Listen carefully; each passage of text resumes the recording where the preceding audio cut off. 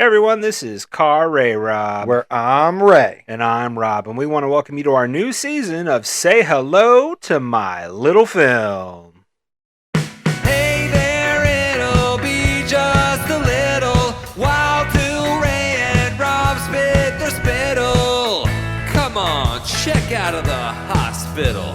So grab some of your best peanut brittle. This will be a darn good transmittal.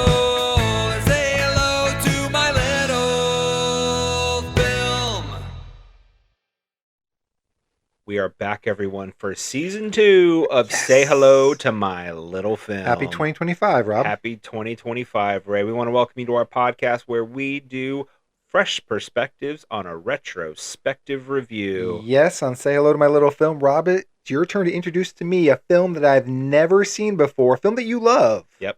But I want to, since we're starting season 2 here, I want to add some rules that I want you to follow. I don't think I necessarily should have to follow these, but I want you to follow them. So rule 1, that is the most Ray thing I've ever heard. Rule 1, the movies that you present to me this year, I think they have to have a high Rotten Tomato score, at least 85% or above. What? That's rule 1. Rule 2, they have to have a budget of at least, I think, $150 million or more. I think it's pretty well known that you can't make a good movie for less than $150 million.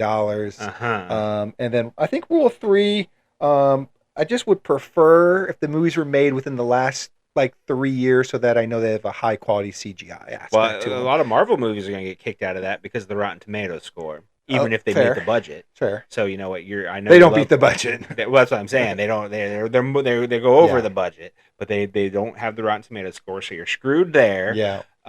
Let's see. What was the last one? Oh, then the last really 3, good CGI, especially with the last 3 yeah, years. Yeah. Oh man, I think we're just. Yep. You know what? I quit. That's it. I'm out. That's it. It's finally happened. Ray has finally forced me to quit. You don't know what I deal with around here, guys. You have no idea. It's finally time. It's finally coming out. It's coming out now. Yes, I'm sorry. I know that can be difficult to work with. Well, so here's the thing then. If you think that those 3 rules, if those 3 ideas are not what makes something a good movie, then the challenge is laid down, Rob, to find something that I'm going to like that doesn't breach those rules. Do you think you have something like that ready? Yeah, you know what? I think I do. I think I have a movie. I've been wanting to show you this movie for a while. It you know what? It actually, I think, meets one of your criteria. Really? One. Only one, though. Okay. But I won't tell you which one quite yet. But yeah, you know what? I think I can change your mind here. All right, Rob. Well, I'm intrigued. So tell me, what do you got? What do you got? What do you got? What do you got? All right. Like I said, it meets one of your criteria. It is 88% on Rotten Tomatoes. I just looked it up. Oh. So it meets that, but it was definitely made for way less than $150 million. Okay. And it was definitely not made within the last 3 years. And there's not a lot of CGI in it? No, none. Zero. Absolutely zero. All right. A lot of hurdles still. You know what? Last season, you kind of hit me with a gut punch because you were the first person to recommend a black and white film. Yes, on this podcast. Exactly, and you kind of made fun of me because you kind of claimed unfoundedly that I don't like black and white. Well, movies. you had 11 months to beat me to it, and you didn't do it. That's fair, but you know what? When you're only doing one movie a month. True. It's hard to get there. It wasn't hard for me, but it was hard for you. Oh, fair enough. Well, so you know what? I am coming to you first out of the gate in season 2 with a black and white film. Oh my gosh.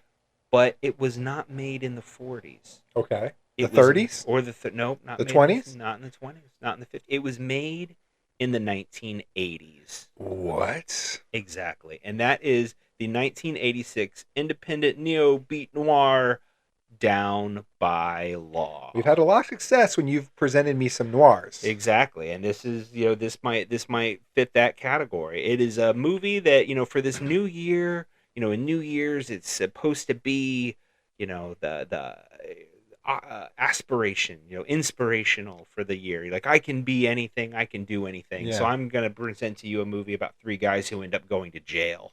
Oh boy!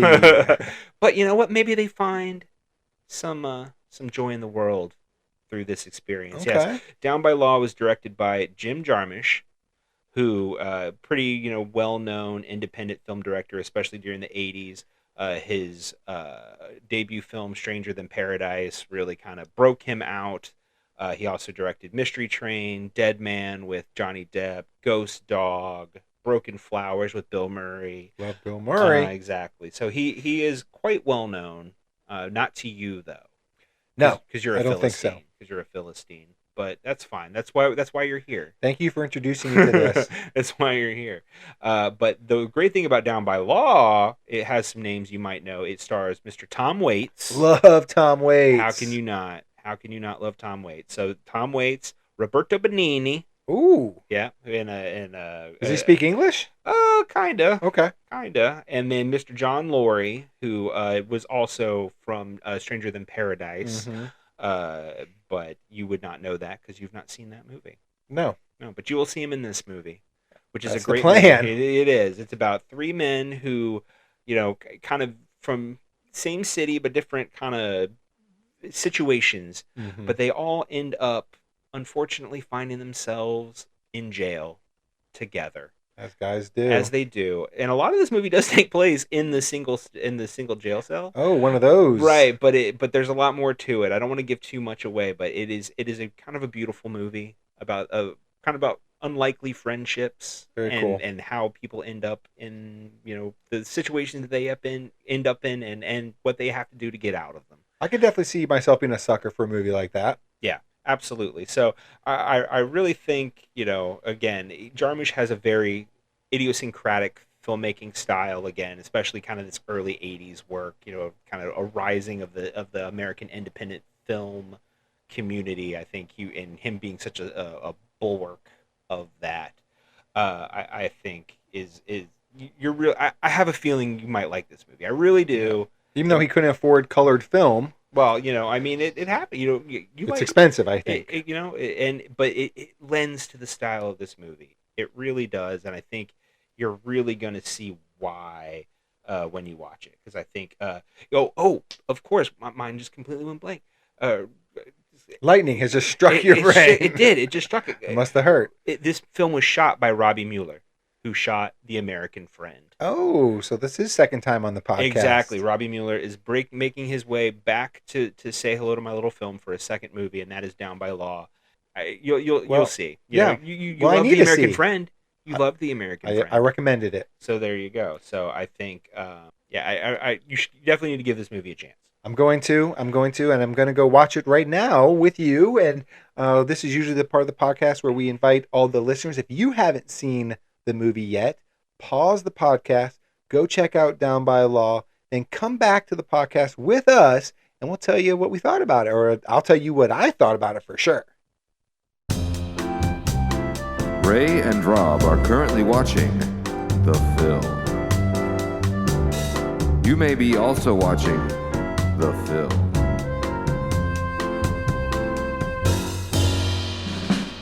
If you're not, then you're listening to me say that Ray and Rob are watching the film. They'll be right back when they're done watching the film.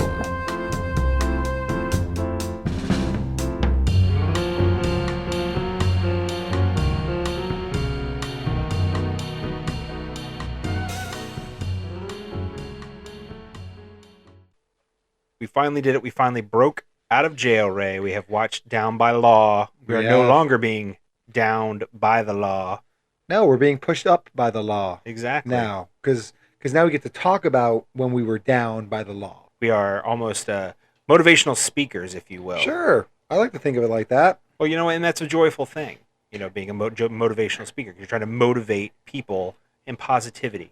And this movie kind of maybe does that. I think you might be right, and I think that's a great place to start.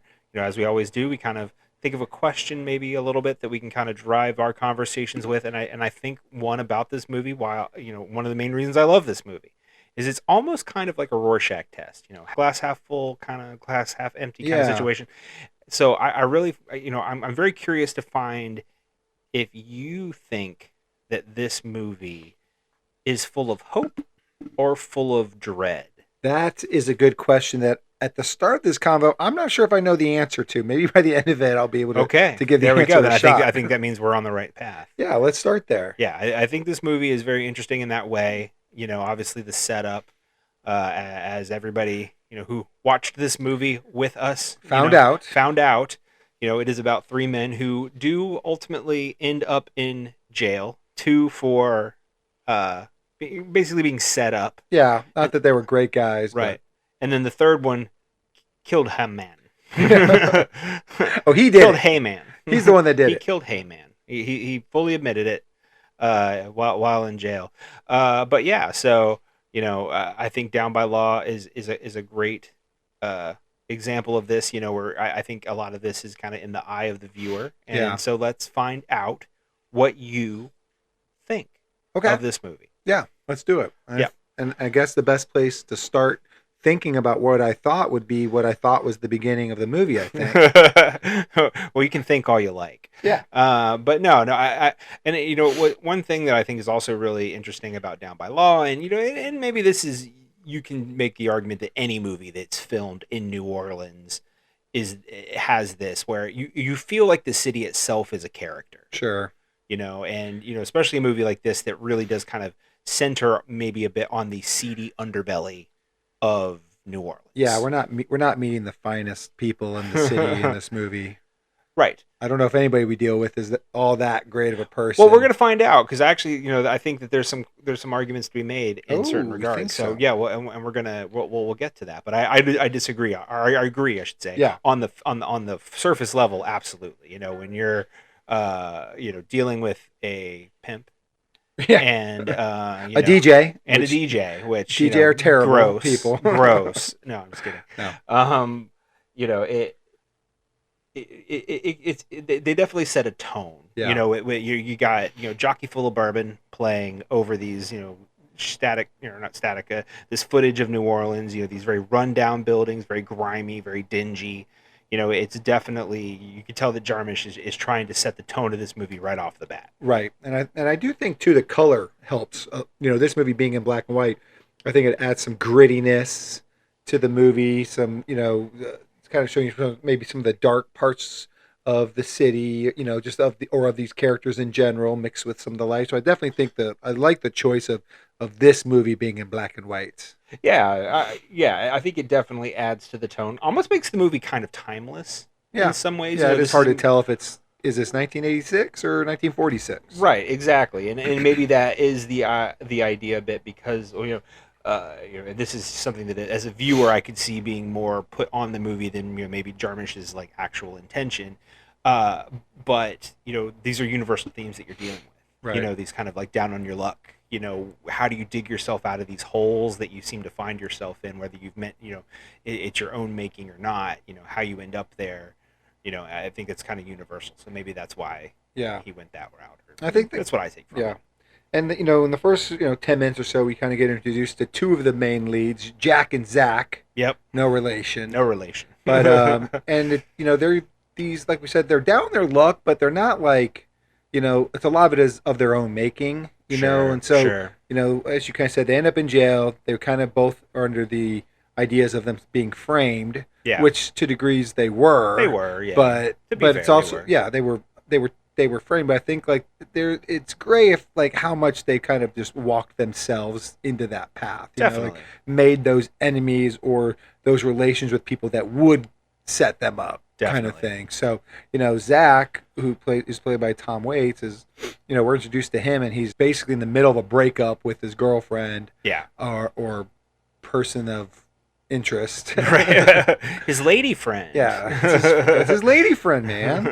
And then she does a good job of using the exposition of everything she says, kind of letting us know basically all of Zack's flaws. Yeah. Ellen Barkin has some amazing lines in this scene. You know, she's like, "Tell him you're digging your own grave," and you know, things like that. And then, you know, he says, "Well, we can't live in the present forever." Right. You know, do my best Tom Waits. We can't live in the present forever. That's terrible. That's terrible. I'm not gonna try that again. Yeah, it sounds like you're just a heavy smoker. But so, but the funny thing about it is, you know, I think one thing that I kind of take away from Zack in this is like, you know, he says he can't live in the present forever, but it's like he's not necessarily thinking about the future either. And I think that's what kind of plays into his downfall in a bit. Is this, he doesn't think about the consequences later, per se. Right. Yeah. He. I guess we could say why he gets set up, maybe, or kind of jump around a little bit. But he's, after we see him with his breakup, he's basically kind of wandering the streets and is basically tasked with driving a car across town. Right. And it's it's a situation that you're going to ask right up front, like, what? This is like he says, like, why are you why aren't you doing it? Why aren't you doing it yourself if this is such an easy job? And the guy tells him, I'm offering $1,000 so I don't have to answer stupid questions like that. Right. But it's a good question. That's probably the most important question. Right. It's a really good question. And that kind of goes back to what I was saying. It's like he just kind of can't see the future of it. But he kind of can in that. He asks the question, but it doesn't stop him. Yeah. Right. I think it's kind of, we've talked about it in some other movies, is like, what does desperation force you to do? Right. Exactly. And that's kind of where he's at. He's down on his luck, and $1,000 in 1 hour seems like it'll fix a lot of, cure a lot of ills. Right. Maybe get him out of town. Yeah. Get him somewhere else. And it's worth the risk. Yeah. So, and I thought the car was just hot. So you're just taking the stolen car from one end of town to the other. Right. But it ends up being a little more than that. Yep. Dead body. Dead body in the trunk that the cops somehow will know to look for. So, that's the definitely feels like it's set up act. Yeah. Definitely, feels like he was thrown under the bus there. For sure. And I don't know what his the length of his prison time would be, but it's probably not going to be short. Definitely not. Of the three, well, no, I guess Roberto Benigni is probably pretty close. Yeah, but yeah, and you're right. They never really say like yay or nay. He was legitimately set up. You know what I mean, or if he was just in the wrong place at the wrong time. But ultimately, it probably doesn't really matter. Right. I think that's really what it, for either one. So because now we talk about Jack. Same kind of situation. He's a pimp. I love the monologue of his girlfriend or whatever, it's his coworker in a way. Friend, another lady friend, definitely an employee, but maybe also more. But yeah, I mean, I thought that's an HR nightmare. You're seriously. Pimp. And who do you go to? If you have a complaint about your pimp, who do you go to? I don't know. I think you have to go to the pimp and hope he's a reasonable person. But I would doubt that that's the case, just based on my small knowledge of pimp. Of pimphood. No, but to be fair, Jack may be the exception, because he does. She even says, if you were a good pimp, you'd have hit me by now. Yeah. So it's like, okay, so he's never struck any one of his ladies or anything like that. He seems to be. It almost he's more detached. I kind of took it more as just like he's like a get rich quick kind of dude. Yeah. Like he's always scheming of like how we can make the next buck, and it's just like right now he's falling into pimping. Right. But I think he's finding out pimping ain't easy, so he probably will move on to something. The Godfather told him that long ago, if he ever watched WWE in the late '90s. But yeah, I mean, I absolutely. But I think one thing that is part of Jack's downfall for me is his ego. So when Fatso comes to make this deal to him, it's like he's really kind of getting off on the fact that this guy's kind of groveling at his feet. Sure. And it's like he has to beg him, to come and check out this girl, this chicken, he's got this chicken, a Cajun goddess for him. Right, the Cajun goddess. Right, and it's like, you can tell he's kind of getting off on that, like, I'm going places, where I'm going, and you want to be part of it. Right. Yeah. But again, it's just like you said with Zack. Is Jack again knows or feels that Fathead is trying to pull something on him. Definitely. Fathead's not reliable. In this sense, but he can't keep his hand out of the cookie jar. He has to go investigate. Right. Take the risk. And again, I think a part of that's ego. Quick. It's like that hubris thing as well. You're right. And then there's probably a little bit of that. A little hubris. Little desperation, get rich quick, like he just you're caught up in that moment, that moment when you're on the rise and you make stupid mistakes, and this was one of those moments. Because when he goes there's not some 19-year-old Cajun goddess. No, it's like a 9-year-old. Maybe 13, maybe not. I don't know. It's hard to tell. Definitely teenager, but definitely not legal age. Bad news. So and again, the cops are quick to jump through the door. So that one definitely feels like a setup. That was a setup. That was definitely a setup. Fathead had that planned. Yeah. Jack knew it, but he went anyway, and that'll be that. Yeah. For Jack there. But did you notice? Okay, so at the end of this scene, they drag him out. You set me up. Oh yeah. To get him out, and then the cop goes and sits on the bed next to the. She's like, we're gonna sit here for an hour or so. It's so creepy, right? Oh no, yeah, the cop was. You were getting that creepy vibe too. Oh yeah, right? it was definitely. I could definitely think this was like insinuating the cop was going to do something just as evil. Yeah, and this is I wrote it down. Similarities between Jack's pitch to her and the cop's pitch to her. You know what I mean? Right. Like it was like. This but when Jack did really similar. But when Jack did it, he legitimately thought she was of age. Right. The cop clearly knows she isn't. Clearly knows she isn't. So yeah, it's maybe it's worse. Maybe he's. Oh, worse. it's worse. Definitely worse. Definitely worse. Yeah. But so as it happens, they end up. First we find Zack in jail, in the cell alone. Which this is kind of one of my favorite stretches of the movie. And I think it's because of the slow drip, the way that they kind of the situation evolves over this time, in this single set, because this is just the cell portion, right? They're just in the cell for a good 30 minutes, at least. And you start out with Zack by himself, and then Jack shows up, and everything kind of changes. Yeah. And I think Zack was in there maybe 7 days, because they do kind of keep a tally on the wall. So I think it was like 7 days before Jack showed up. So he was in there for a week. Yeah. But it seems like he was by himself the whole time. Yeah. And then Jack shows up, and they are quick friends. Yep. No, not at all. Not at all. They size each other up. It's kind of that thing where, you feel like you have to puff up your chest when your cellmate shows up. And it's like, what's the pecking order in this cell going to be? And you can tell that Jack and Zack just don't really like each other at first. Right. No, they don't. They like you said, they have this, puffing of chest, and then, there was that profound little "nothing exists." By Zack. You don't by exist Tom Waits. Either. The floor doesn't exist. Right. The cell doesn't exist. Yeah. Yeah. And like, oh great, I'm sharing a cell with a real nut job. Here we go. Well, yeah, but it's also interesting too, because you got to think, for somebody like Zack, like you said, he's probably looking at a long stretch. Right. Like, how do you mentally prepare yourself for that? Yeah, you ignore the future. Right. You can't. There's nothing. Ignore reality. If nothing's around you, then you don't have anything to worry about or think about. What's to come. So, kind of like you said, he kind of just he doesn't really think about the consequences. He doesn't think ahead too much, and so that's kind of a benefit in a way when you're in prison for an extended period of time. Definitely. Well, I mean, and I think the whole mental state of all three of these men, once we bring in Roberto Benigni, it is ever changing. Yeah. Through this process, and you can say it degrading over the course of their time in the cell. However you want to look at it, but I think the mental aspect is such a focus for Jarmusch in this midsection. Right. You know what I mean? Of these three men and the relationship that they kind of build and form together. Right. Yeah. And then, I guess as we start to see, I kind of feel like in the prison, there's lots of small scenes, lots of really quick 2 to 3 minute scenes. Almost like a vignette. Yeah. That kind of build up to this. I can't remember what the last number was, how long they were in their cell, but it was a couple months. Yeah. For sure. Yeah. Oh yeah. It might have been longer than that, because Yeah. I think he was doing it in sections of 5. I mean, I imagine they were, months and months and months they had been in there, maybe even 6 months. Yeah. So that, quickly, some of that stuff before Benigni gets there, it's like Zack wasn't talking to Zack for Jack. Right. Or Zack wasn't talking for 3 days. Yeah. And then his first words when Jack gets him to talk is "F you," Right. You haven't said nothing in 3 days. But it's funny because when silence gets to people. Sure. And so they're not alone in that cell, but they feel alone. Yeah. And I think that really nails that for me. Yeah.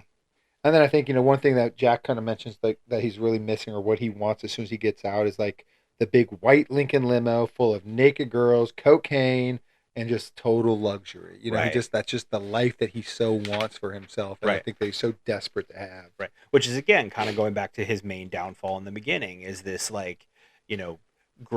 delusions of grandeur, Right? That kind of thing, and the idea that he's pushing for this big life, and but then in that same moment you got Tom Waits coming behind him saying, "You imagine all this insane shit." Yeah. It's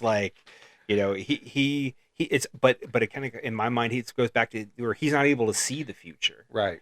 Or he doesn't imagine anything, right? Or he doesn't let himself, exactly. But he doesn't imagine anything really in the future. It's like everything is here now. Yeah. And so past, right. It's kind of, I think it's an interesting difference between the two of them. Absolutely. And I think, I guess the first time that they start to get that to break down just a hair, is when Jack finally learns that Zack wasn't a DJ. Yeah, it's a and great he's like, scene. "Give me do some DJ crap, give me some DJ voice stuff." And Zack is like, "No, I'm not going to do that." Right. And then he's within a minute he's doing that. Right. Your Lee Baby Sims? Yeah. You heard of me? Nope. Like it's so good. Yeah. Because obviously Tom Waits was born to be a DJ. Absolutely. I mean, and he proves it multiple times. Proves it multiple times throughout the movie. But then I think we get Roberto, who we met for a second earlier in the movie. He talks to Zack for like a second. Right, and says one of the best lines in the movie where it's crap, I have it written there. Where my mind going blank. It is. It's right before Zack meets. Oh, it's a sad and beautiful world. It's right. a sad and beautiful world. Right. Which I think is the movie in a nutshell. Right. It's so it can be both. Right, and I think that's it was such an interesting way to kind of drop him in for a second and then pull him out. Yeah. And then obviously buzz off. Introduce him later. Right. Buzz off. You buzz off. You and buzz I'll off to you. Yes. Yeah. Thank you. Buzz off. Kind of Roberto's thing is he's picking up English phrases and writing them down throughout the movie. He really only speaks in catchphrases. Right. Which is pretty much us in high school with movie quotes. Sure. So, but in high school and to this day, I didn't say it stopped. But anyway, Roberto joins the cell. We don't know why yet, but he is now an inmate, and they have some really comfortable, funny, uncomfortable silence when he first gets in there, and that's when he drops the "If looks could kill, I'm dead now." I'm dead now. It's so good. Yeah. So wants to be called Bob, and slowly, it's. You've got these two guys that really just aren't all that nice to each other. I don't even remember if we even got to where did Zack and Jack fight yet? Yeah, that was just before Bob is introduced, which again kind of goes back to what I said earlier about how Jarmusch is really able to change the dynamic. Like he brings the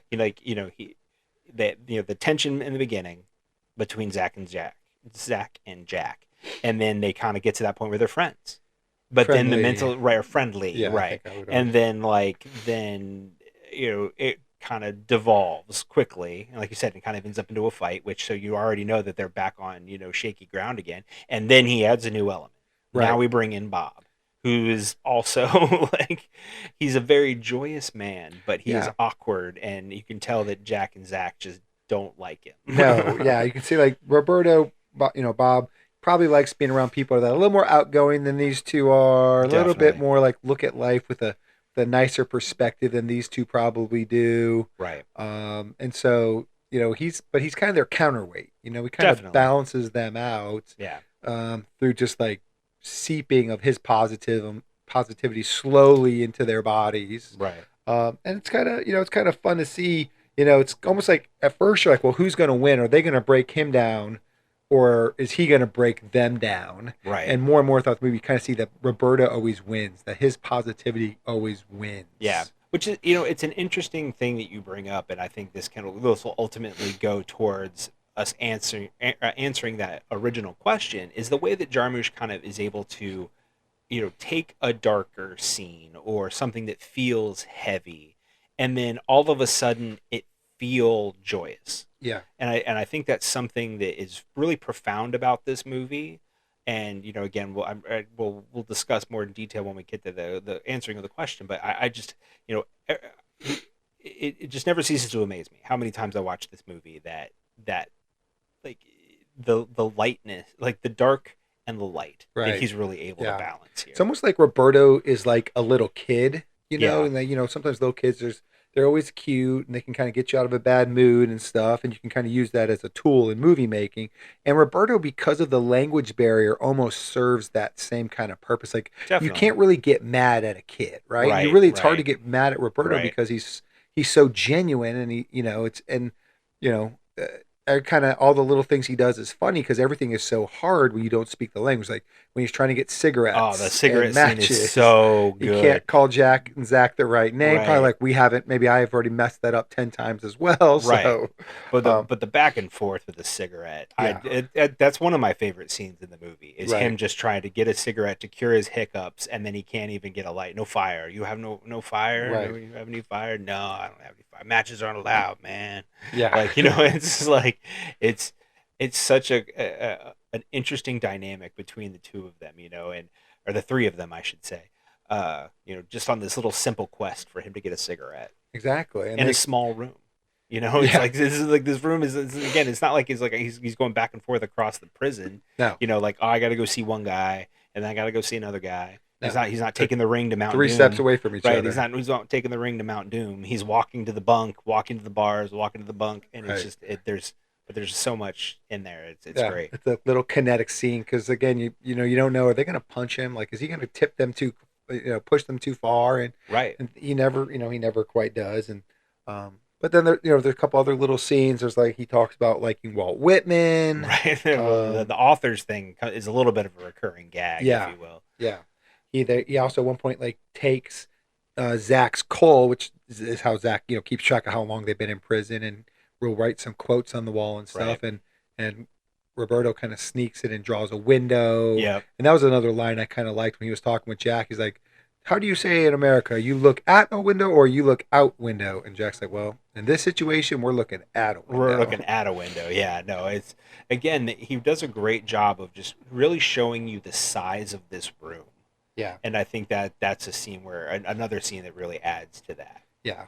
But then we get like kind of Roberto's backstory of why he's in prison. Right. And like we already said, he murdered a guy. I killed Heyman. Yeah. It was kind of in self-defense. So in his own way, he's innocent too. Fair enough. He's like, I was cheating at cards, and I don't know how they catch me. I'm very good at cheating at cards. I'm a very good cheater. I'm a good cheater. But anyway, the person he cheated was trying to kill him and threw a pool ball at him, and so Roberto threw it back and must have hit him like square in the temple and killed the guy on the spot, basically. Right. Yeah, you throw a ball at me, I throw a ball at you. Like, right. So we learn a little bit about Roberto. You can push him too far. Right. But fair is fair. But he says we are a good egg.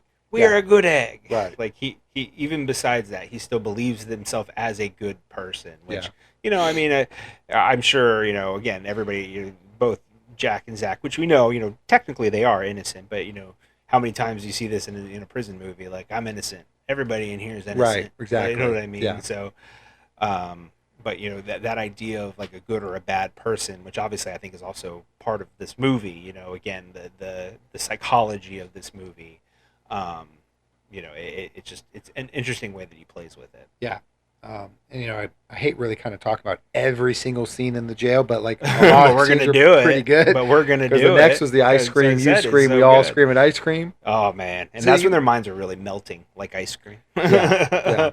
And this is like the best example I think of Robert really breaking them down and making them gleeful. Maybe for the first time that we've seen them in this movie, where like they're just all little kids like screaming ice cream, you scream, we all scream at ice cream, and it's like that's the most childish thing you could do. And you scream, we all scream for ice cream. Yeah. And they all start doing it, and then pretty soon the whole prison's doing it. Yeah. And it's just like this little moment of glee for at least two of the characters that don't let you in very often. Right. They're pretty tightly guarded. Right. And like I said, Roberto with this like kidly force just breaks through that. But it does exactly what I said earlier, where now they've got this dynamic, and now Jarmusch changes it, because now it's the prison break. Right. Which I appreciate is just very simple. It's not like They we're don't going really through this explain long process of explaining how Bob just knows a way, like discovered a way that they can get out, and he just shows them doing it, and they're doing it. Yeah,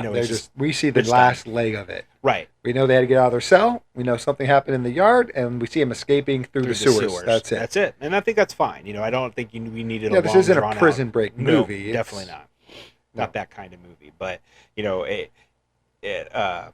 but then they're kind of out of the frying pan and into the fire. As the quote of the movie. Exactly from the quote of the movie is they're out, because now they're in the swamp. They're in the bayou. They're in the bayou. It's not like now we're in civilization by any means. They are out in the middle of nowhere. No, and then then it's like those challenges that are going to arise and kind of show you, parts of the character. And so, one of the first challenges is we hear dogs, and dogs are chasing him. So now you've got to cross the river, and of course Roberto cannot swim. And this actually made me think of Andor season 1. Oh, sure. If you remember that little arc with Andy Serkis, where they finally are breaking out of prison, and spoiler alert. No, I'm just kidding. Yes, and then you have to swim, and Andy Serkis can't swim, and that's basically the same spot that Roberto's in this section. Right. However, there's a little silver lining here, because Zack comes back. Yeah, Zack and Jack ditch him. Right. Roberto's like kind of almost, he's getting teary-eyed the first time we really see him not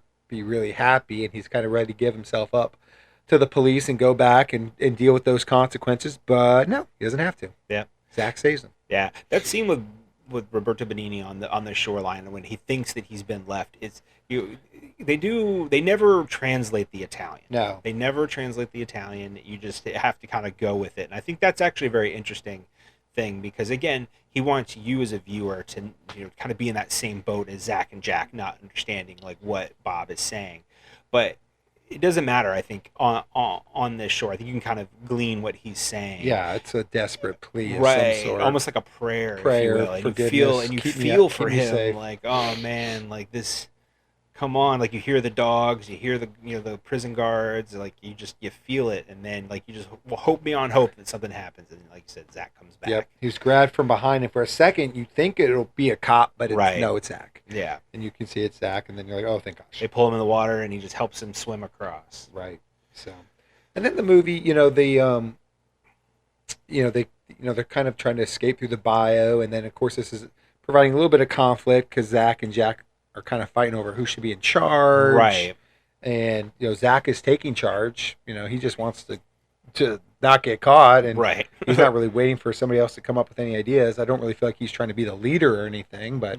No, I mean, I think it just, in this dynamic, well, I think it's an interesting growth for Zack, because I think it's also like he is thinking about the future. Like he's thinking about those next steps. Right. You know what I mean? And it's almost like, but it's a breaking down of the relationship that they had formed in the jail, which, like I said, kind of goes back to that, like what Jarmusch was playing with in this movie, where he would build up the relationships and then kind of tear it down, build it up, tear it down. And I think this whole scene is like almost a rebuilding. Yeah. Or the sequence, I should say. Yeah, the sequence. Yeah. This is the breaking it down part. Yeah. And then basically it's going through. They get a boat. They find a house. They're still kind of like figuring out what they got to do, and I think they're going downstream. They're getting lost. They're going in circles, and then they kind of get to a point at night. They're back on land. They don't really know what to do, and then just Zack and Jack break down again. They get in another big fight, and they're hustling and tussling, and they both kind of storm off, and they're like, "We're on our own. We're out of here." Yeah. Leaving Roberto with a fresh killed rabbit. How the hell did he catch that thing? Right. Well, and it's funny because like the starvation is a big part of their problem, and there's Bob with the solution, but I think their paranoia had just kind of like built up, the insanity of, the situation, had really just kind of broken them down at that point. Yeah. And it fits Zack to not be thinking about the future and just storming off, even though you have a free meal staring at you in the face. Right. And then, we kind of get those glimpses of their character as they're walking off. Like, Zack's doing his DJ thing, thinking about the past. Right. Jack's, doing the weather. Jack's worried about all the stuff he's missing out on, basically, the luxury he doesn't have. And Roberto's thinking back about his childhood and cooking a rabbit. Right. And talking about his mom and, like, how kind of a weird mom she was, and but she had a great recipe for rabbit. Yeah. And his dad was apparently afraid of the rabbit. I don't know. Or breaking its neck, I think. Yeah, maybe. Because I think wouldn't want to do that a lot either. of the story was like his mom would be like, I love this rabbit. Then break its neck, and then she'd be like, come over here, Roberto. I love you, Roberto. I love you, Roberto. And he'd be like, I think she was going to break my neck. Exactly. But I love her. She never did. But luckily, Zack and Jack, converge back on Bob. You know, eventually as they wander, they kind of end up in circles again and end up back at Bob. Maybe they smelled the food. Right. And they're just follow like, the fire. right, and Bob's so happy to see them. Like, come and eat. And it's like, they don't have the rosmarino, and I don't have the garlic, and I don't have this, but try it. And they're eating. It's like, it's disgusting, Bob. Tastes like rubber tires. Tastes like tires. Yes, it's very good. It's very good. Yeah. It's like, again, that kind of way that you take like a darker scene, and then Jarmusch is able to kind of like inject that joy. I thought that was really funny. Yeah, then I think after that, like, as from that point on, it looks like it's always like Roberto's kind of leading the way now. Yeah. Where it was, like I said, it was kind of Zack out in front. The toxic guys weren't getting it done. So now Roberto's kind of taking charge. Right. And at first, like, even when they were escaping prison, when they first escaped prison, Zack and Jack were way in front. Roberto was way behind, like playing catch up to them, way behind. But now at this point, he's leading. And I think that means something, too, about emotionally what's maybe best for these characters and stuff. Definitely. And this is also when they stumble on Luigi's tin top. This kind of like, what a great find for Bob, right? Seriously, out in the middle of the bayou along this dirt road in Louisiana, he finds Luigi's tin top.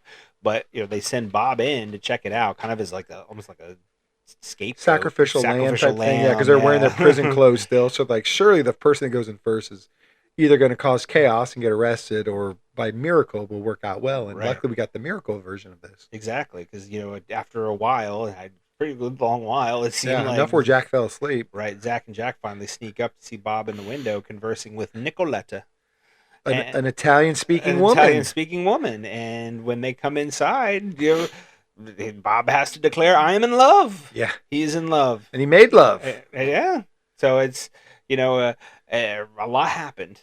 A lot happened in that stretch of time. Yeah, when they were waiting in the bush. And there's big Italian meal is being served, and Jack and Zack are all too willing to come in and start eating. And this you kind of know the movie's getting toward the end here, and apexing to something. And I start to wonder in this scene, like, how is this gonna go? And maybe this is the dread or joy part of the movie, because I was like, are Jack and Zack going to do something bad? Right. Or is this going to go okay? And I really was kind of teetering throughout the scene of what I thought was going to happen. Well, it's interesting you bring that up, because I actually wrote down, like, this scene is interesting because it feels kind of awkward and almost could be played as a scary scene for Nicoletta. Right. Because it's like, thinking. Okay, you see these movies where, there's like these prison break movies or, whatever. And, usually, in that instance, Nicoletta would have been the protagonist of the movie or whatever. Yeah. And, one of them would come in, kind of, befriend her or whatever. And then, like, all of a sudden, oh, well, I've got more friends. Oh, more friends are coming in. Yeah. And, like, then she starts getting kind of scared because it's like, okay, what's happening? And that's when they kind of take over and terrorize her. Yes. Obviously, that's not what's happening here. But there's... Well, it wasn't obvious that wasn't going to happen, right? And that's what I'm saying, exactly. Yeah. And I think it's a scene that could have ended that way in another universe. Yeah. You know what I mean? But in this one, Jarmusch kind of brings that joy into it, because it's like, once they realize, oh, they're in love, she's asked me to stay with her forever and ever, and all of these things. They find out her backstory about how this is a restaurant that her uncle had left her, and all that, and like how she was kind of down on her luck, if you will, but it was like down on her luck, but not, because by luck she got this place, because her boyfriend left her and her uncle died all in the same day. All in the same day. What a horrible but prosperous day. You're right, exactly. So it's the sad beauty of life, where, and I think that's kind of where it was going, but at this point you realize Bob's got somewhere to go. I think that's the big thing here. Yeah. Is you realize Bob's got somewhere to be, somewhere to go. Life to live. Yeah. With Nicoletta. But we don't really know what's going to happen with Jack and Zack. Right. And so Bob has decided he is staying for sure. He's going to live. He can kind of help Nicoletta with, it's not just that he's not using her. It's like, it definitely feels like there's a true passion there. Mm-hmm. He can help be good at some of the business stuff that she says she's not good at. So this is a good pairing. He is set. And Jack and Zack still have to determine their fates. And, right. Well, it's helpful to find somebody who actually understands you. That's linguistically and, metaphorically. Yeah, exactly. And Bob's there. And Bob is there. Nicoletta is there. So, yeah, now it's Zack and Jack, and they have to figure out what they're going to do. But even the next morning, like, kind of, when they're trying to decide, okay, they're leaving. It's clear that they're leaving. They're not going to stay. They already said they're not going to stay. There's some optimism in this scene, because I think it's even like, I think it was Jack who said like, "Nah, I'm sure we're gonna make it." You know what I mean? Like I think, they, obviously Bob was trying to convince them to stay, but they know that if they stay together, maybe it's a little more risky, so they just need to break up, get kind of get as far away from this place as they can. Yep. And do it, and Zach's gonna head west to Los Angeles. And if he's going west, right, I'm going east. Jack's got to go east, so he's got to do the opposite. But yeah, and it's it's. I thought that. Well, okay, I'm interested. I'm not gonna say what I think. I want to know what you think. How do you think they handled this splitting off, if you will, of these two characters?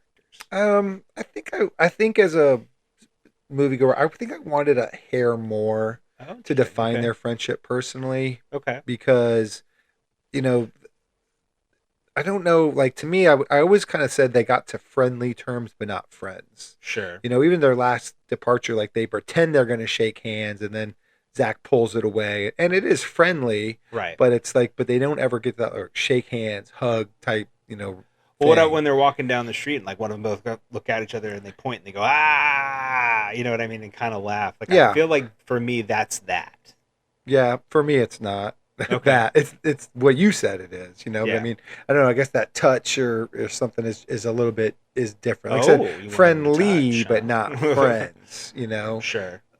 Because you don't really ever see them see eye to eye on anything. You don't Right. see any bridges cross in that way. Right. It's like we can tolerate each other now. It's Yeah. kind of more what it feels like to me, Sure. which is fine. I mean, I guess Roberto's the one who kind of even got them that far, Sure. And I kind of thought it would be interesting if they ended up going somewhere together to see if could they be friends without Roberto there. Oh, sure. You know what I mean? I don't know, so I guess to me, since that was never answered, I never really felt that they necessarily were friends, and I don't think they had to be.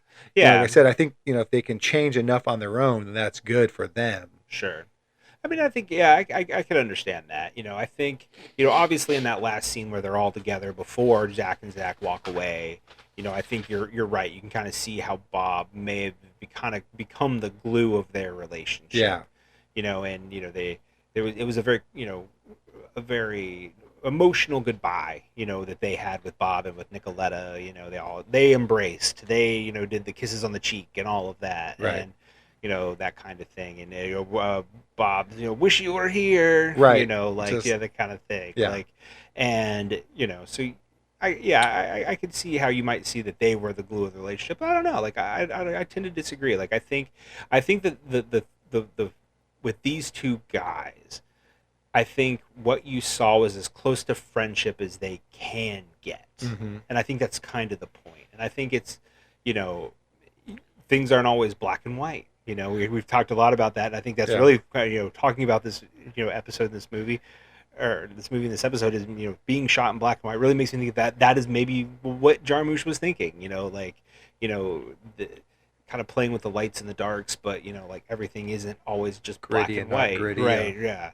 So, I think for me, they kind of, give each other crap about their clothes, which I even wrote down. Like, it's interesting how different visually they look, right, at the end of the movie from even from the beginning of the movie. Where Jack's the hep cat pimp, and Zack is the cool DJ, with his shoes, his pointy shoes and all of that, and his cool hats and stuff like that. It's a very different look for the two of them. I think that visual change is important, because I do think it kind of grounds them a little bit more. It's like sort of a garbage man on parade. Exactly. As he said, you're planning on doing a little squirrel hunting, Jack. Right. That kind of thing. And then they do switch jackets, which is a nice gesture. Right. Yeah. Think that you would look better in this, and you would look better in that. Exactly. So, see what I mean? Like, that's something friends would do. Like, friendly people would always change clothes. Sure, yeah. but I mean, again, the embraces don't necessarily always have to happen. But I think there are those things in there that tell me that they friend. And I think it's whether they want to admit it or not. Yeah. I think that's kind of what I think. Maybe what he's also trying to say is it's like they may not want to admit it, but they are, in those moments. And I think sometimes, maybe it's a realization for the audience more than the character. Maybe you could argue it that way. But I just think the way that final scene is shot when they're at the fork in the road and like they're both going their separate ways, like I think it's just I think it's beautiful. I think it's beautiful. Well, now we're kind of getting we've talked about the movie. We're kind of circling around. That we had this last scene. They're going off into the sunset. It could be to salvation. Maybe it's to doom. Yep. You don't know. So could be walking right into a police car. You never know. So I think that kind of goes back to our main central theme question: is this movie filled with hope, or is it filled with dread? I'm so curious, Ray. What do you think? Well, I am going to take the chicken poop answer and say both, because you know what, one thing about and I say here's why I can do it. Here's why I can do it, because Roberto's quote in the movie is, "It's a sad and beautiful world." Sure. Sad is how you can feel it, or beautiful is how you can see it. You can do both. So since he said you can do both, I'm going to say that the world can be both full of hope. It can be full of Roberto's. It can be full of dread. It can be full of, early on Zacks and Jacks. Sure. But as long as you let the hope win, like just expose yourself to enough hope, you're gonna be a better person for it. So that's how I'm going to avoid that question. I'm going to say it's both, but try to find more hope. It's out there. You got to look hard for it. You got to go to jail to see it sometimes. You know what? And that's not untrue. Sometimes you do. Sometimes you got to go through the dread to get to the hope, and I think that's the thing. I'm gonna be clear cut, and I'm gonna say this movie's full of hope, because I think really what it is kind of getting down into the muck, into the dread, into the and that's what these characters are doing. But what it's really doing is getting to that point where it can lift them up. Yeah, in the end, they're still going to be on the run from the cops. They're not. It's not like they're cleared of all charges. It's not that kind of Hollywood ending, like the truth came out about both. They caught Preston and they caught Fatso and all these things. Right. Like, now they're free men. Their records have been expunged. Right. It's nothing like that. They're still on the run from the cops. But I think, there's this idea that they can go out there and they can be the people that they need and want to be. For me, this movie is full of hope, and I feel it maybe even more so every time I watch it. I actually got to see this movie in the theater a while back. I did. Yeah, it wasn't the first time I ever saw it, but I did get to see this movie in the theater when we lived in Grand Rapids at the Wealthy Street Theater, and it was a great theater experience. But yeah, so here we are. We're at the close to the end. We are reaching the close to the end. We are going to escape this episode here soon. But before we do, Ray, we've got one more big question to answer, and I am interested. I am unclear. It is not black and white. No. In my mind, what it is, but so I'm going to ask Ray, did you like this movie, and would you recommend it? Okay, so yes, this movie, I think I was able to hide my response a little really bit, were. Which is rare. Usually we have a really hard time doing that. Because I will point out, you kind of said, sometimes beauty is in the eye of the beholder, or, sometimes viewers can have some revelations that the characters don't. And I always say on this podcast that I really like seeing defined character change. I love going on that journey with the character and seeing change. And the movie does it, like you said, but it's subtler. You have to find it. And I'm not, and I don't think the movie proves to us if Zack and Zack ever change. But it's because it's for you to decide. Exactly. It's hope or it's salvation or doom, man. Exactly. So you can decide that. So that leaves it up to me to interpret if they did or not. And so, like I said, like I prefaced it, I like going on the journey of change. So, that's a big negative tick for me, usually. But I will say, I don't know how, but this movie was able to overcome that. I think a lot of it was Roberto Benigni. I mean, I love the cast. I'm not taking anything away from Tom Waits. I love Tom Waits. But Roberto is such a force. Right. And this being his first English movie, I think you're right. Is amazing. Right. Nicoletta is his real wife. Is that right? Yes, and they do both use their real names, because her real name was Nicoletta. Right? Yeah. That's super interesting. But yeah, he was such a force. And like I said, the movie does do little things where you can start to see that change.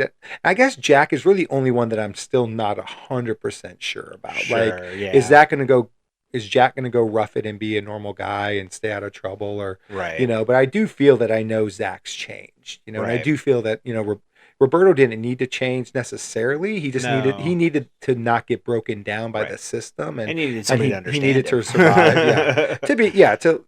I think to get along in the world. Yes, but spiritually, he was always a very positive person, and his change was not letting the system change him. You know what I mean? And so definitely.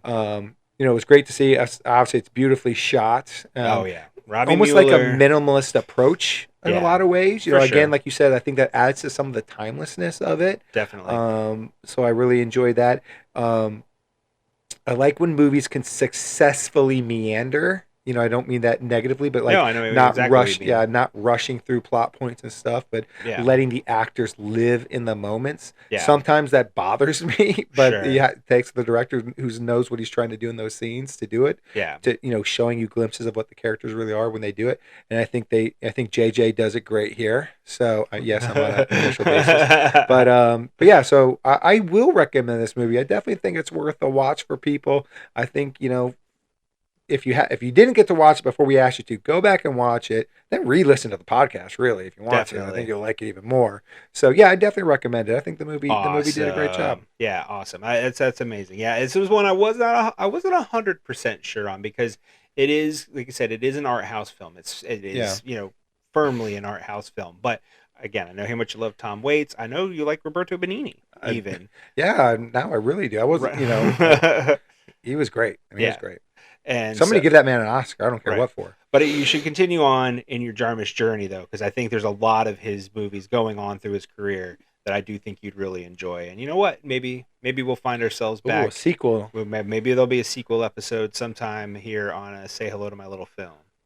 All right, Rob. We got down with Down by Law, but I know there's probably some other stuff you've been getting down with. What else you been watching? Well, we did just wrap up the holidays, so I'm not back full speed on everything yet. But I did watch a couple things. One thing that I did watch was kind of a catch-up, was a movie called Woman of the Hour. It's Anna Kendrick's directorial debut. It's on Netflix. Yeah, it's a that's the murder thingy? Kind of, yeah. So it's like she's an struggling actress in LA, and she ends up on a dating game show. Yeah, that's on my list. And she ends up being paired with a serial killer. He's one of the three guys. But it's kind of interesting the way that the movie's kind of set up, because like that's kind of the central thing that's happening through the movie. Yeah. But there's a lot of flashbacks and flash forwards that kind of happen in this, so they kind of center more on him personally and like his deeds, if you will, and what happens to him. So it's an interesting movie in that way. It's kind of I think it works on a lot of levels, but I could see maybe some people not necessarily jiving with it just because the time aspect of it gets a little weird. Like, when am I? Yeah. Like, when am I? Where am I? Like, what's happening? And it's like a central event, but like the dating show aspect of it is like a central event in the movie, but it's not necessarily part of the main climax. Sure. So it's kind of an interesting thing in that way. But I mean, for Anna Kendrick's directorial debut, she's great in it. It's really well directed. I think it's well written. Like I said, I think it's just a unique way to present the subject matter. Yeah. I dug it, but I could understand maybe why people may not. Sure. For certain regards. Something else, maybe a little niche that I watched, is I've been wanting to watch this for a long time. It's called Mutiny in Heaven. It is a documentary about the band The Birthday Party, which was Nick Cave's band before he started the Bad Seeds. They were at one time kind of thought of as to be like one of the most dangerous bands in the world, because the type of music that they played, they were kind of like a noise post-punk band in the late 70s, early 80s. And their shows were like kind of violent, actually. Sure. Like they would fight physically with the crowd, and like some of them got arrested sometimes. I mean, it's a kind of a crazy documentary. It's how a young band that definitely have some demons, right, kind of burn fast and hot and hard for a certain amount of time before they eventually implode. So it's a great documentary in that way. They do some cool stuff with some animations for like to simulate to some of the stories that they're telling, because not all the band members are still alive, but they do have some archival interviews with band members that have since passed, that there are band members that are still alive, and obviously they've talked to them, and So it's presented in a really cool way that I think fits like the visceral nature of the birthday party. I mean, it's a band you kind of have to see to believe in a way, just the way their live shows were. And I think it encapsulates that really, really well. Let's see. The other thing I watched was I finished Dune Prophecy. Oh, I did as well. Oh, I figured you might. Yes. So I thought that might be something we would talk about. Yeah, we are huge Dune fans. We are big Dune fans. I'm fans of the books, obviously fans of the movies. Yep. But the show, I was pretty mixed on. I'm going to be kind. I'm going to say mixed. Yeah. Yeah. I think it's interesting what I ultimately think they're kind of trying to do with the show, like, because I think it's kind of hard to tell at face value. I really think that it's ultimately how the sisterhood transforms into the Bene Gesserit. Mm-hmm. And I think I agree with that. That kind of stuff is interesting, but like I guess the dots to connect to get there, I think are a little sluggish for me. Yeah, yeah. It's like it felt like it was a slow burn show, but they didn't burn anything this season for the most part. Yeah, not too much. A lot of the stuff is still hanging out there, and I kind of feel like if you're going to go with a slow burn show, like you got to give us some really strong, satisfying resolutions. Right. And it was basically all cliffhanger at the end. There was no resolution to anything. Yeah, I agree. So I think there's some cool. I do think that they're accomplishing some cool things with like some visual like representation of kind of that mind state, or like what it's like to have multiple people in your brain, which is gonna become more of a thing in Dune. Yeah. Depending on how many movies they make, I guess. But yeah, to me, it's a show where a lot of like things happen, and like it's not a huge character show, and I have a hard time like getting vested into that. Like, all right, I get where we're going to, but I got to enjoy the characters that get us there along the way. And I don't think they're trying hard enough to do that. Yeah, and for me, especially having read the books, and I know you've read the books too. Like, I like the political aspect of the books. Like, I think that's one of the things that Frank Herbert does so well is kind of like lay out the political side of it. And like, I feel like it's like they're kind of trying to do that here and there in Prophecy, maybe even more so than like the actual Dune movies, the Denis movies, like part 1 and part 2. But I don't know. I just don't know if it comes off as well. It doesn't, because it's not complicated enough. It's basically like we're just scaring you into doing whatever we want. Where it's like it's a lot more clever, I guess, and at least in the books. I don't know. Yeah. No, I agree with that. But what else have you been watching? I've been talking too much. I knocked off a couple things off my list. Joker 2. How was that? It's exactly what everybody says it was going to be. My vocal representation was we were not fans of the first Joker, and no. You would not be I don't find that you'd be a fan of this. Okay. I'm not going to say it's bad. It's just like it commits to nothing. It's not real to me. Both of these movies aren't really a Joker movie. You've just picked a madman that very loosely might resemble some aspects of a Joker, which is fine. But I just think you've ruined like Joker on screen now. I think it's like whatever Heath Ledger built. In a way, this is kind of tarnished, and it's not a special character anymore because you bastardize him in some ways by not really trying to do a Joker movie, by just doing your own thing. Yeah, I was excited by the possibility of it being a musical, and like I was kind of interested in it. That was like the one saving grace for me. How was that part of it? Not enjoyable. Really? To me, I mean, like I don't think they were bought in. Yeah, they weren't bought into it. It's like there were at parts where they like the two leads would sing to each other, and they were singing a song, but it's like it didn't feel musically. It almost just felt like two people were singing a room, just instead of talking, they were singing. And I don't know if that feels like a musical. No, you know what I mean? They should have gone full musical. Yeah. Especially got Lady Gaga. I mean, you might as well. And there's a couple scenes where like, all right, it's like fully like in his brain and it's happening and it's like there's a set and it feels like it's on Broadway.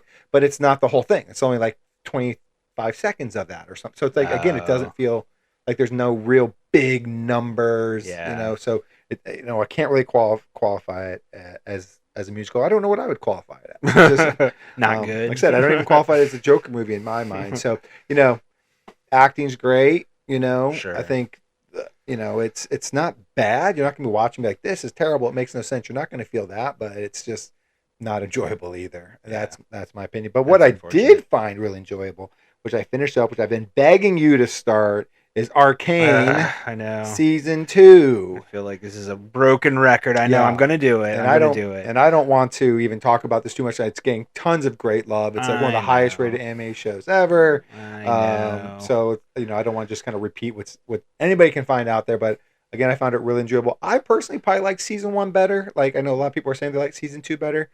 I think they're both great. Yeah. Season 2, that definitely has some moments that smack you in the gut. Okay. But I really, really love season 1. So, but yeah, I can't, now that it's done, I have to officially commit to forcing you and pleading with you to watch it. Yeah, it's done. Oh, okay. It's Netflix, so it all dropped at once. So. Well, no, I know, but I mean, like, is there any more seasons coming, or is this it? I'm not sure. I don't feel. Let me think.